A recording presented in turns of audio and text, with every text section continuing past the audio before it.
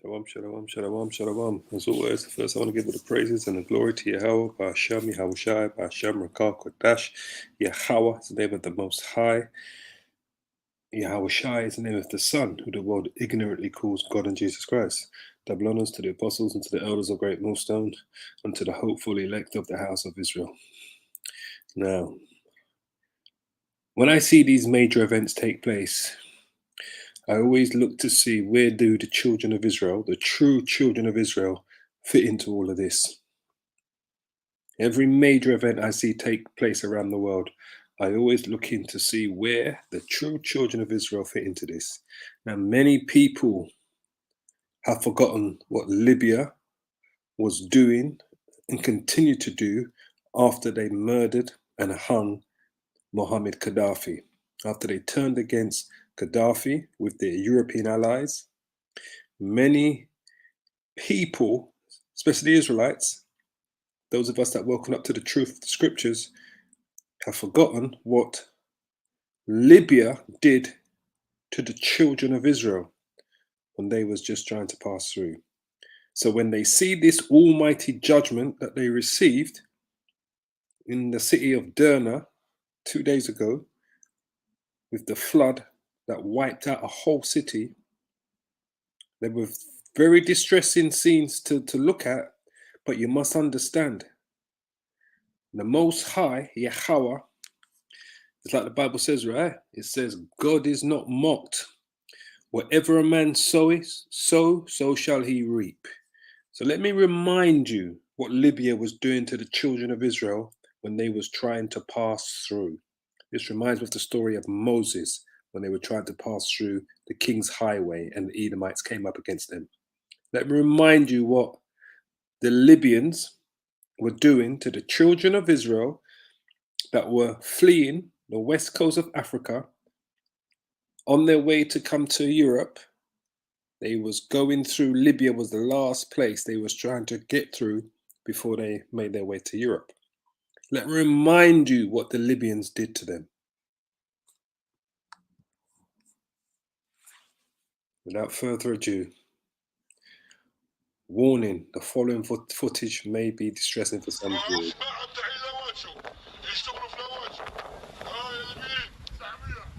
A man addressing an unseen crowd. Big strong boys for farm work, he says. 400. 700. 700? 800. The numbers roll in.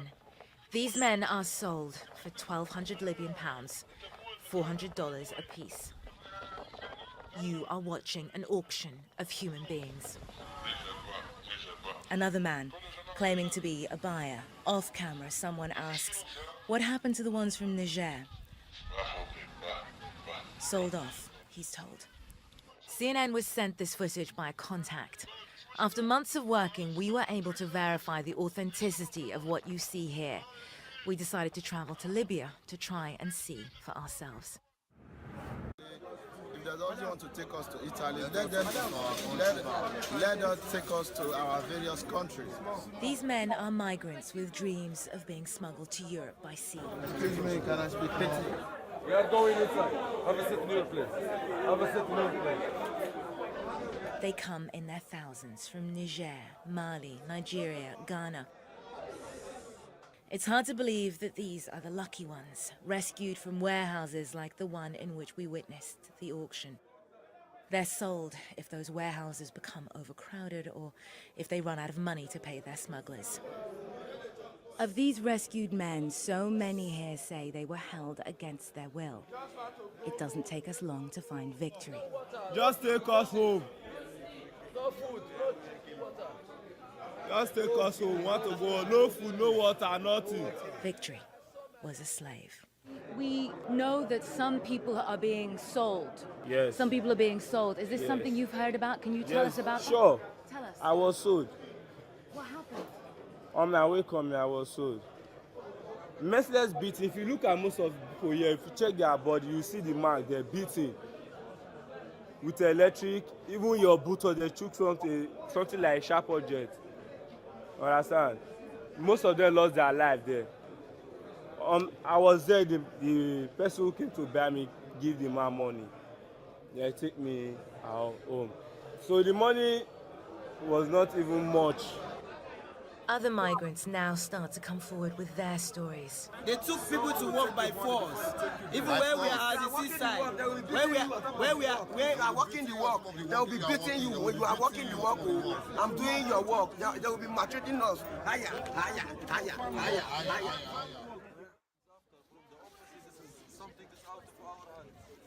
But I promise you, I will take care of your husband and the others.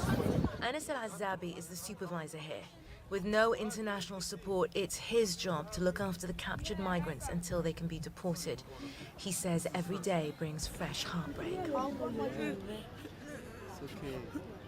I'm suffering for them. I am suffering for them. What I have seen here daily, believe me, make me really feel pain for them. They come and every story is a special case. Few they was abusing them, few they stole them money. Have you heard about people being auctioned off, about migrants being sold? Honestly, we hear the rumors, but there is nothing is obvious in front of us. We don't have evidence. But we now do.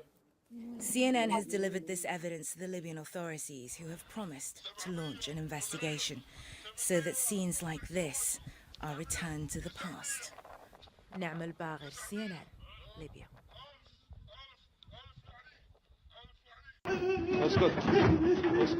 This man, stripped naked, is being told to stay silent as he's burnt with what's said to be molten plastic. In another video, people are being beaten as kidnappers discuss ransom money. These videos are reportedly of Sudanese refugees being abused in Libya.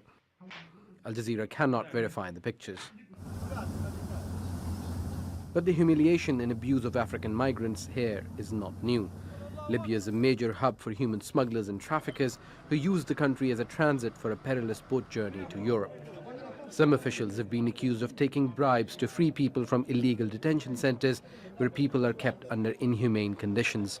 But Libyan forces deny the allegations that some are involved in rape, forced labor, and even murder. The poorly equipped Navy and Coast Guard say they're doing Europe's job of policing 1,700 kilometers of coastline and the Mediterranean. The Navy spokesman says the issue of migrant abuse is being fabricated to force international intervention. These Ivorians, repatriated to the Ivory Coast from Libya, say they risk being sold into slavery. They sell Africans over there. In Libya, they sell men. Even 15-year-old Libyans are there in a car, they're armed. They'll come and kidnap you, and they'll sell you for $70 to $150. And then others will resell you. As soon as you arrive in Libya, the first thing that happens is that you are taken away and sold. Our black brothers from West Africa, wherever you are from, a Malian, a Senegalese, or any other nationality from the West, even an Ivorian, you are sold. And for what? Because they are the Israelites. They are the children of Israel. And this is what they were doing. This is what the Libyans were doing to the children of Israel that was trying to pass through their land on their way to Europe. They wasn't coming to Libya to stay. It was a port that they could leave from. They would go there, go to the port, and they would leave. But this is what they were doing to the children of Israel, the Libyans. All of this takes place after Gaddafi had died. And this happened 5 years ago. All this was going on mass 5 years ago. And it's probably still going on today. $700. But these migrants will tell you that life is so hard in their home country that it's worth almost any risk to make a new start in Europe. This migrant is one of more than 100 women who was captured pregnant. She was saved after her family paid a ransom. According to her, captors are more violent with the darker-skinned migrants. Black skin is a commodity in Libya. We're sold at cheap prices like chickens. I was sold, and I was still pregnant at the time. I was sold for around 1 million CFA francs. If I'd given birth in prison, I would have been sold for 1.5 million. Hundreds of Cameroonians are still in Libya, and according to the UN, nearly 390,000 migrants from 40 different countries remain trapped there. So you want to know why this happened? You want to know why this happened? This is why this happened. As I said, It is as if war has visited this part of Libya once again. The assailant, an unstoppable wall of water in places several stories high. Disaster, disaster, disaster, says this man, as he calls out for his missing sister and nephews. 11 members of his family are gone forever. Bystanders offer what little comfort they can.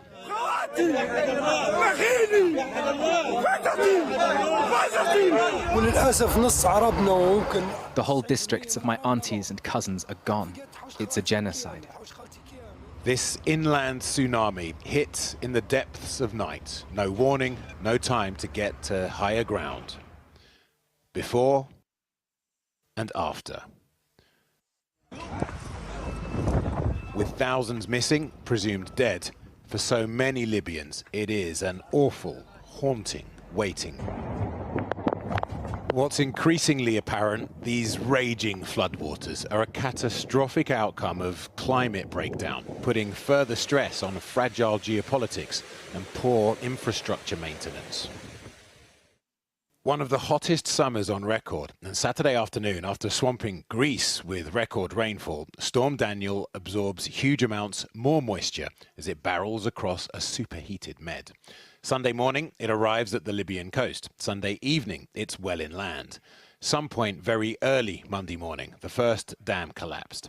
It unleashed a tsunami down the Wadi Derna that swept down from the hills towards the city itself. 2:30 a.m. in town. Explosions are heard, possibly the second dam. Within minutes, a quarter of the town was submerged by the flood, taking everything in its path. And in the tangled, mangled detritus of what was left behind, make no mistake, this isn't a rescue mission. It is recovery. Down at what's now the seafront, Turkish emergency teams feel their way for submerged bodies. Upcountry, for this flood travelled for miles. The Libyan Red Crescent pick their way along the river. These are the victims of the storm. May God protect us all. We are still looking for the victims. This search won't be over anytime soon, and a grim outcome of the thousands that were killed here in but a matter of moments, the indignity but necessity of mass graves.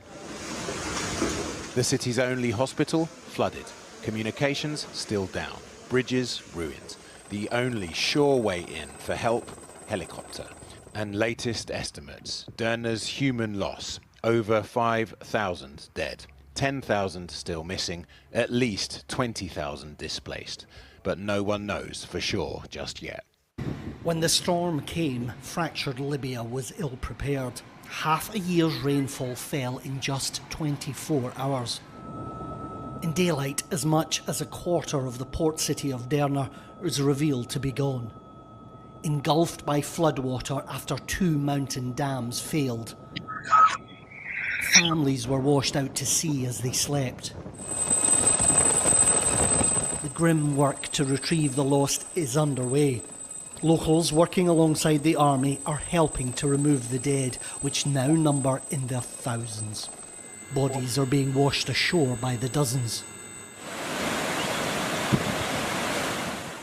With terrible force, the flood swept through this city, destroying homes, cars, bridges. There was no warning, no evacuation order. What remains here is already barely functioning. This hospital in Al-Baida is struggling, deep in water and flooded with casualties. And for medical staff, it's all too much. This is a catastrophe from God. We've lost families, brothers. He's right about that. It's a catastrophe that's sent by the Most High. Because everyone seemed to forget what Libya did to the Israelites that was coming from the west coast of Africa, that the mainstream media referred to as Africans. They were coming from the west coast of Africa, trying to make their way, pass through Libya on their way to Europe. They wasn't stopping in Libya. But he's absolutely right. This is the Most High's judgment. As I said, the Most High will call the past to account. This is a catastrophe from God. We've lost families, brothers. The figures are massive. International help is on the way. These planes are from Jordan, but with many of the roads in eastern Libya washed away, aid will struggle to get through. This is Libya's third day of national mourning, and still the corpses keep coming. After a decade of chaos, this fresh tragedy is one the country can't bear alone. Quentin Somerville. So, I just wanted to remind you, man, what Libya was doing to the children of Israel. Nothing is happening by chance. Nothing. And I always try to look at things when they're happening through the lens of an Israelite, of a Hebrew Israelite, to look at how does the Israelites, the nation of Israel, the children of Israel, play into all of this. And it just reminded me, when I saw this catastrophe, it reminded me what the Libyans were doing to the children of Israel that were fleeing the west coast of Africa, who the mainstream media referred to as Africans, coming from Mali, Nigeria, Ghana, Niger, Burkina Faso, Guinea, Cameroon, Senegal. Tens of millions of Israelites were on the west coast. And as you can see, they were trying to pass through Libya, and they were under the curses. Under the curses. Still under the curses. We are still under the curses. So let me just bring out a few scriptures. This is why I called it, the most I require is that which is past. Ecclesiastes chapter 3 verse 15. That which has been is now, and that which is already been, and Yahweh, that's the Most High's name, requires that which is past. And Yahweh requires that which is past. The New King James Version says that which is has already been, and what is to be has already been. And Yahweh, which is the Most High, requires an account of what is past. He requires an account of what is past. The NIV says exactly the same. The New International Version, whatever it has already been and what will be has been before. And Yahweh will call the past to account. Will call the past to account. The CSB says, the Christian Standard Bible, whatever is has already been, and whatever will be already is. However, Yahweh seeks justice for the persecuted. And as you can see, they were the persecuted. So when you saw those so-called Africans fleeing, they were the Israelites, once again on the move, still under the curses, still under the curses. Still under the curses. Lamentations 2. We are still under the curses. Verse 15. It says, all that pass by clap their hands at thee. They hiss and wag their head at the daughter of Jerusalem. It says the daughter of Jerusalem. It's talking about the 12 tribes of Israel. If it said daughters, it would actually be talking about the women of Israel. They hiss and wag their head at the daughter of Jerusalem, as you saw, saying, is this the city that men call the perfection of beauty, the joy of the whole earth? All thine enemies, that's what you saw those Arabs in Libya were doing. They are enemies. All thine enemies have opened their mouth against thee. They hiss and gnash the teeth. They say, we have swallowed her up. Certainly, this is the day that we looked for. We have found, we have seen it. And that's what you see happen.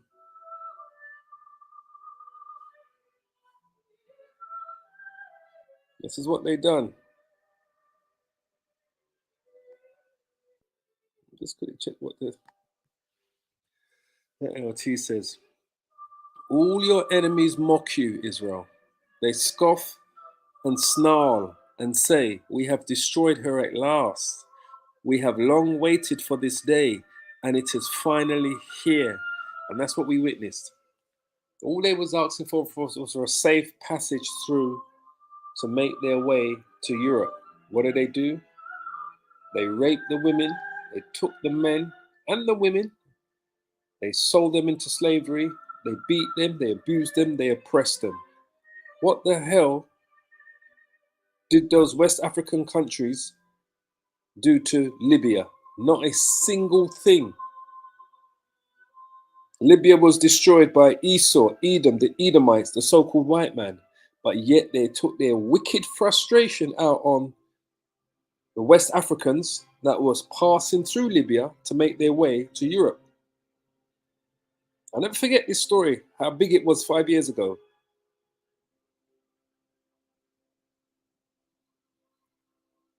They abused them in every way. It reminds me of the story in Numbers, right? Just to remind you, same sort of thing. When the children of Israel was trying to pass through, I think it was Kadesh. I may be wrong.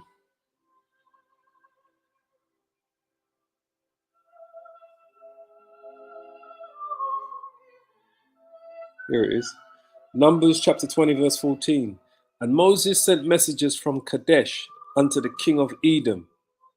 All right. Thus says thy brother Israel, thou knowest all the travail that has befallen us. So it reminded me of this story. Because when I saw that happen in Libya, I wasn't thinking straight away, oh, poor Libya. The first thing that came to my mind is that this is a judgment for the Most High for what you did to the children of Israel that was fleeing West Africa on their way to Europe. They was just looking to pass through Libya. They wasn't looking to stay in Libya. It was a passage. They was asking for a safe passage. And it just reminded me of this story here. When Moses sent to the king of Edom to ask him for a safe passage through the king's highway. It says, thus says thy brother Israel, thou knowest the travail that has befallen us. Because they knew the travail, the trouble that it took for them to get from the west coast up to Libya, which was their last port of call in Africa, before they would get on a boat and go to Europe and seek asylum or whatever they were seeking. It reminded me of this story here, how our fathers went down into Egypt, and we have dwelt in Egypt a long time, and the Egyptians vexed us and our fathers. And when we cried unto Yahweh, he heard our voice and sent an angel and has brought us forth out of Egypt. And behold, we are in Kadesh, a city in the uttermost of thy border. Let us pass, I pray thee, through thy country. This is all those brothers and sisters were asking for that was coming out of the west coast of Africa. They was asking for a safe passage through Libya. They did not want to stay in Libya. He said, let us pass, I pray thee, through the country, through thy country. We will not pass through the fields or through the vineyards, neither will we drink of the water of the wells. We will go by the king's highway. We will not turn to the right hand nor to the left until we have passed thy borders. And Edom says unto them, thou shalt not pass by me, lest I come out against thee with the sword. This is exactly what these Arabs did that inhabit Libya today. And the children of Israel says unto him, we will go by the highway, and if I and my cattle drink of thy water, then will I pay for it. I will only, without doing anything else, go through on my feet. And he said, thou shalt not go through. And Edom came out against him with much people and with a strong hand. Thus Edom refused to give Israel passage through his border. Therefore Israel turned away from him. And the children of Israel, even the whole congregation, journeyed from Kadesh and came to Mount Hor. Same thing, what the Edomites did. And that was our brother. And Moses knew the Edomites were the brothers of the Israelites. That's why Moses said to him, thy brother Israel, to remind him who we are. So they was kind of asking the same thing of Ishmael, the Arabs, the Ishmaelites, because those are mainly Arabs that are in Libya, all right? Which are the sons of Abraham's son, Ishmael. So they would be Jacob's, Israel's uncle, because Ishmael and Isaac have the same father, different mothers but the same father, Abraham. Jacob and Israel are Isaac's sons. So they would have been your uncle, your relatives, and they refused us safe passage. That's why the Most High did this. I'm telling you, the Most High don't forget, mate. This is why he did this. Thou shalt be visited of Yahweh, Isaiah 29:6. Thou shalt be visited of the Lord of hosts, Yahweh, with thunder, and with earthquakes, and with great noise, and with storm, and tempest, and the flame of that devouring fire. And that devouring fire is the end game for most of these nations, but mainly Babylon the Great. And the multitude of all the nations that fight against Ariel is another name for Jerusalem. And the multitude of the nations, because they fought against us for no reason. They fought against the children of Israel that was fleeing the west coast of Africa on their way to Europe for no reason. These Ishmaelites that inhabit Libya. So when it says, and the multitude of all the nations that fight against Ariel, I believe, is another name for Jerusalem. Like, not symbolic, is it poetic, you would say? Ariel equals Lion of God, Lion of Yahweh, all right? There it is, a name applied to Jerusalem. So they fought against them for no reason whatsoever. A name applied to Jerusalem, and Jerusalem were a people before they were a place. We read earlier in Lamentations 2 and 5, right? The daughters of Jerusalem. And we read here, it says, all that pass by clap their hands at thee, they hiss and wag their head at the daughter of Jerusalem. Talking about the people, the 12 tribes, saying, is this the city that men call the perfection of beauty, the joy of the whole earth?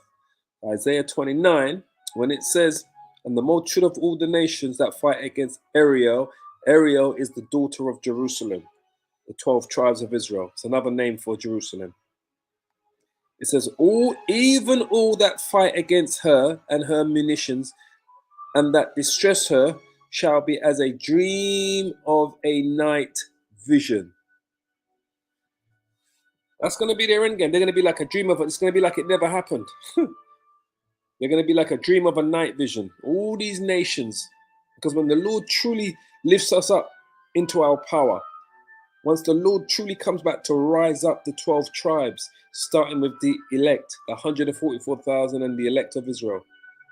All this is going to be, all these things that happen to us is going to be like a dream in a night vision. Slavery, oppression, the racism, the intimidation, the killing, the torturing. All of these things that all of these nations have done is going to be like a night vision. A dream in a night vision. It shall even be as when a hungry man dreameth, and behold, he eateth, but he awaketh. That's what it's going to be like. You dream that you're eating something, boy. Right? And then you awake and you realize you're not eating nothing. It's going to be like a dream, all of this. And his soul is empty. All right? And he's really hungry. It's going to be like a dream. Because the Lord is going to rise up into such a power. We're going to be a righteous terror to these nations. Or as when a thirsty man dreameth, and behold, he drinketh, but he awaketh, and behold, he is faint, and his soul has appetite. So shall the multitude, listen carefully, of all the nations be that fight against Mount Zion. They're going to be like a dream, because we're going to have so much power when the Lord established the kingdom of heaven and earth.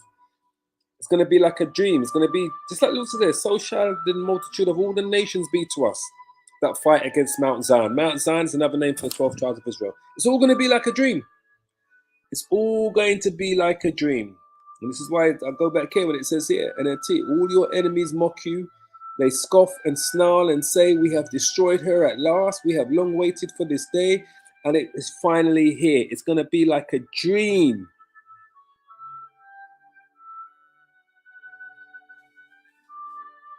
The ESV says, all your enemies reel against you. They hiss, they gnash their teeth, they cry, we have swallowed her. Ah, this is the day we long for. Now we have it, we see it. So all of these things that they've done to us, how they had us, is going to be like a dream. It's going to be like a dream. Deuteronomy 32. There's a few more precepts. 32 verse 2. Because this is what they don't know who they're dealing with. This is what these nations don't know. These Arabs, these Edomites. This is what they don't realize who they're dealing with.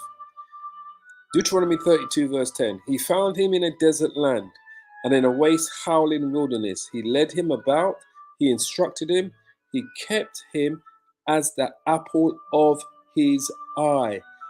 Those people that those Libyans took and sold into slavery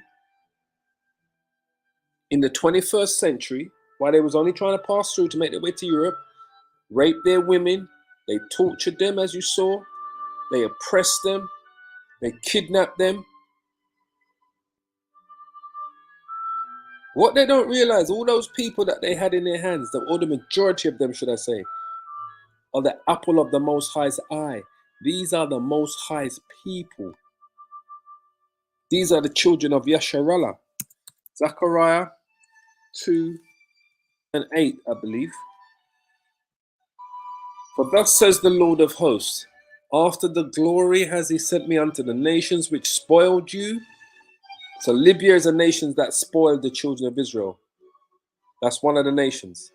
For he that touches you touches the apple of his eye. That's the apple of the Most High's eye that you was dealing with. And this is why, and this is just the beginning of your judgment in Libya. There's more judgment to come, and not just to Libya, to all the nations that played a part.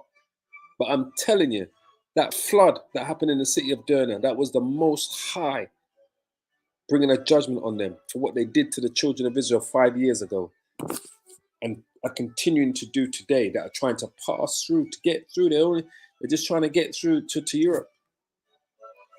You touch the apple of the Most High's eye. Galatians 6. It says, be not deceived. Yahweh is not mocked. For whatsoever a man soweth, that shall he also reap. Be not deceived, mate. The Most High is not ramping. One more precept before we shut this down. Jeremiah 50, verse 6. It says, my people, the children of Israel, have been lost sheep. And they were lost sheep because they ain't got time to know about the truth, the scriptures. They're just looking for their daily bread.